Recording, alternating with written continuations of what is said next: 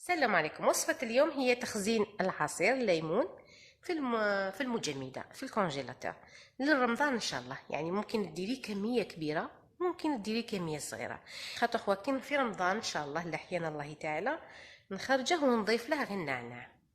نبدا على بركة الله. بسم الله يا ربي. عندنا كيلو ليمون، وعلى حسب الكميه اللي باغي ديري تحاولي ديري كميه كبيره ضاعفيها. كل كيلو ليمون يجينا في رطل سكر، وهذا ولا دير في تاع المكعبات تاع الثلج. شوفي انتيا وش هو الحاجه اللي تناسبك. اولا نقبضوا نرابو الليم بشرط ما لازمش نرابو هذا البيضه، باسكو هذه البيضه هي اللي تعطينا المروريه. يعني نقلعو غير الصفراء، يعني غير هذه الفوقانيه. نكمل ونعاود نرجع لكم. راني ربيت الليمون كاع، عطاني كميه معتبره. الان نعصروه. الليمون اللي تشروه اللي يكون فيه بزاف الماء. المكونات تاعي كاع وجدتهم ما شاء الله. هذاك الليمون قطع لي قريب زلافه تاع عصير. هي من الاحسن تشرو ليمون يكون فيه بزاف الماء باش يجيكم كميه عصير كبيره. نفرغوا كاع هذا العصير، نزيدو فوقو القشور اللي بشرناهم،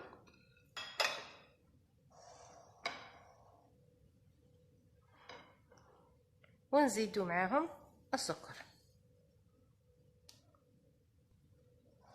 نخلطوا المكونات كاع مع بعض. هذا من الاحسن كي يولي الليم رخيص يشري الواحد حتى 3 كيلو ويصنع ورفيه صغيره كي من هكاك. هذوك تاع الفلان تقدري ديريها في 2 لترات تاع ماء، يعني تكون واجده تقليها من الكونجيلاتور وتضيفيها على 2 لترات تاع ماء. نخلطوه مليح ونغلقوا عليه بالورق الشفاف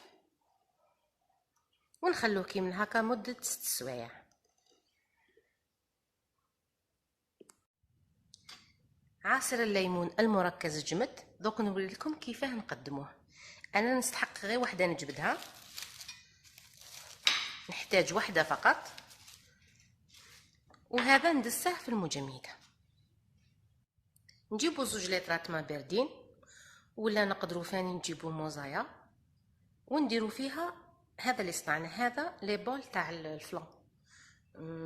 كان الحجم تاعو ممكن نص كاس كبير. نديرو كاع هذا المكون نفرغوه هنايا. راني خليته واحد 10 دقائق على برا.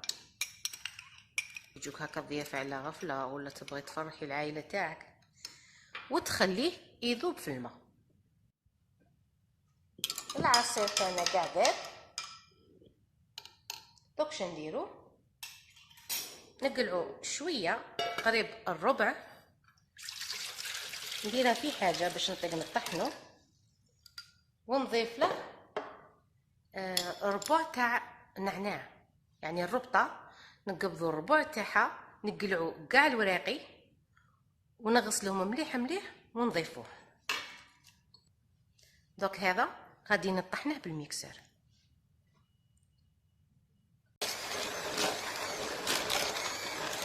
طحنته مليح. ربع ربطه تاع نعناع قلعت لها غير الوراقي، وزدت لها كاس تاع الجو تاعنا. يا ميكسيته مليح. دوك شندير له باش ما يبقاوليش هذوك البقايا تاع الوراقي بزاف، نصفيه.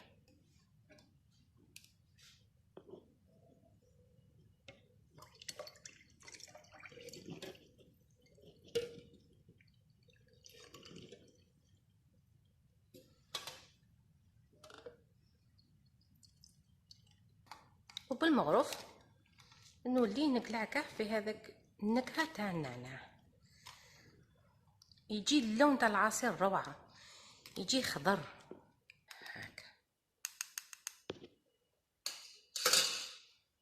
راكم تشوفوا في اللون تاع العصير. وفاني ما يبقاوليش الوراقي تاع النعناع فيه.